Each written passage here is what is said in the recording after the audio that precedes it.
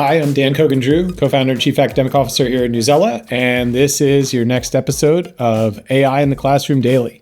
So today's episode is going to focus on education technology, not explicitly AI, but I chose this article that I came across in a publication called Unheard, and it had a very appealing, very catchy title, provocative, I should say.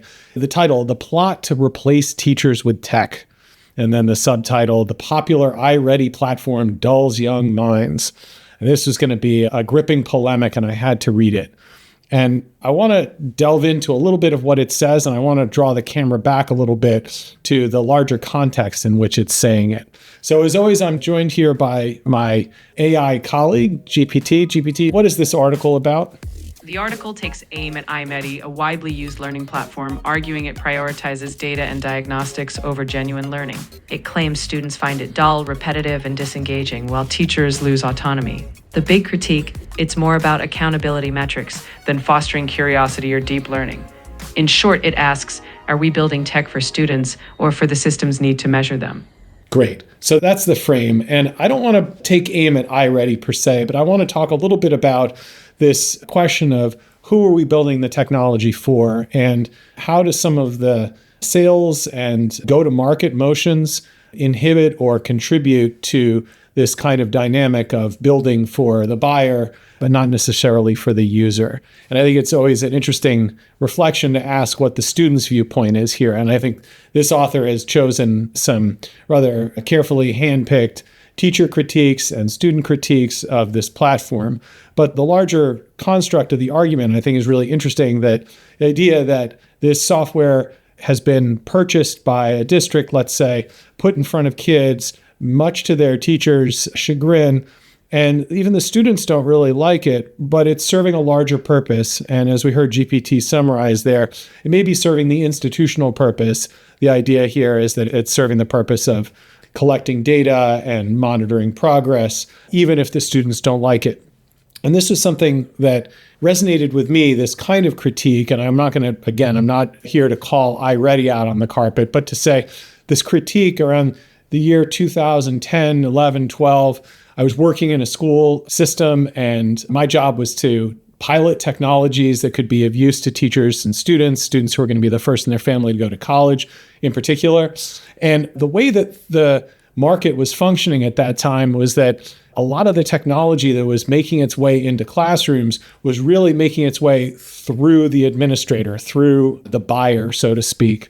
And that meant that it was really seeking to meet the needs of the buyer more than it was seeking to meet the needs of the classroom user, the teacher and the student. And so a kind of a learning pathway, this personalized learning trajectory that is critiqued here, was a means by which to collect data. And the real value of the product wasn't so much in the daily use and experience of the students, but in the sort of big picture monitoring, data visualization, helping to understand large numbers of students and how they were progressing or not, and potentially even come to their aid in assisting their learning. But when you went into a classroom and you stepped out of a central office and you went into a classroom, what you saw were a lot of students and teachers pretty disengaged with the product. And I think one of the critiques in the article really rings true to me in my own experience is talking to teachers who would say to me, even when I was trying to pilot some of these technologies, I was there, I was the chief advocate saying, hey, there's really something interesting about this product. You should try to use it. And I remember one particular teacher, she was known as one of the best teachers in the entire network. She was a middle school math teacher. And as we were piloting one of these products in her classroom, she turned to me and she said, what do I do? What am I supposed to be doing right now? Because every one of the kids was on a device. And I remember feeling really out of sorts with that question because it rang true and I didn't really have a good answer for her. It wasn't clear to me what role she was supposed to play. And I'm sure there was an answer. She was supposed to be monitoring a dashboard and so forth and intervening with students as they needed help. But it wasn't immediately clear in the construct of the product what the teacher's role was at the point of instruction. And that interaction with that teacher has stayed with me all these years and really made me always reflect on ensuring that there is a very clear role for the teacher. The teacher is a part of instruction, not an afterthought or not just on the side of the primary interaction with the product, but they're actually mediating that interaction.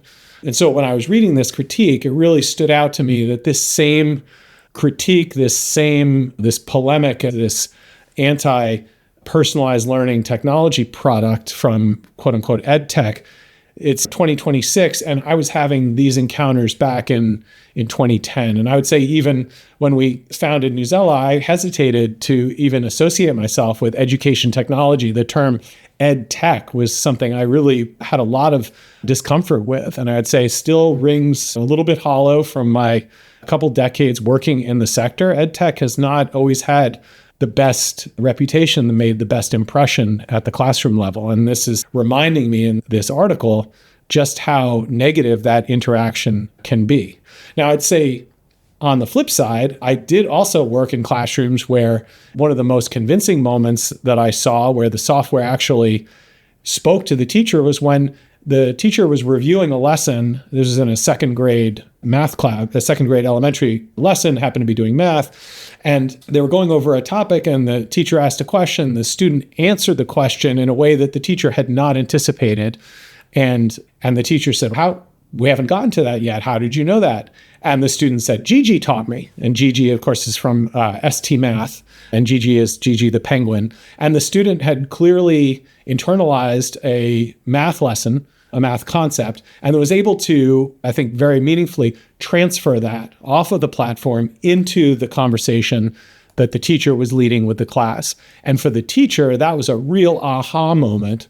The student didn't think twice because they were making the connection between something they heard, they knew, they were just expressing their understanding. But for the teacher, it was really like, oh, there's something more going on in this product. It's able to reach this student at least and help them develop an understanding, even when I'm not present, and in a way that I can respect when they transfer that knowledge back from the computer screen into our lesson. So I found that also stands out to me as a kind of a study in contrast between the one middle school math teacher still trying to orient herself and the second grade elementary teacher recognizing, hey, there's something here. I'm not quite sure what it is, but there's really something here.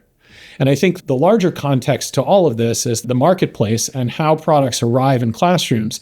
And it goes back to some of the early days of Newsela, where we were trying to figure out what's the right positioning for the product vis-a-vis the user, vis-a-vis the buyer. And we really felt that in order for the product to stay true to classroom teaching and learning and not to alienate the teacher, we wanted to build a product that would be adopted and would be welcomed into classrooms and through classrooms into schools and through schools into districts. And so the motion that we really wanted to stay true to from the product and from the sales perspective was for teachers to become our advocates and for teachers to feel that this was a product that they wanted, they were actively inviting into their classroom. It wasn't being thrust upon them. And then we would have to figure out how to turn those stories of classroom success into a compelling narrative that would convince a building leader that this was a tool that they wanted to make available to their teachers, and then that a district leader would hear from the building, would hear from teachers themselves, and hopefully also from students. And I think for us, that was a very important sense of alignment between the product philosophy and the go-to-market philosophy. And I think it still remains an interesting reflection when you look at different products. To what extent can you see the product evidencing as a form of embodiment of the business strategy and how it intends to be sold, and how sometimes those two can work at odds with one another, where the financial aims of the company run in conflict to the product philosophy or in conflict with the learning science that should undergird the product philosophy.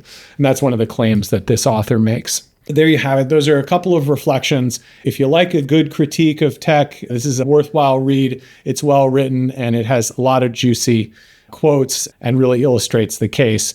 Again, not the last word here, but I couldn't help but want to spend a few minutes on this because it does touch a nerve in some of the memories that I have going back almost 2 decades and my own experience in the classroom. GPT, we didn't leave a lot of time for you to talk. I'm sure you're going to find that's okay because you're pretty much okay with anything I do. Any final words? Dan, that was a rich reflection, so I'll just leave listeners with this. Whether it's AI or any EdTech, always ask, Does this tool empower learning or just track it? Next time, we'll dive into how AI might help us bridge that gap or widen it. Stay curious, everyone. Okay. Thanks, GVT. Appreciate those wise words. See you all next time.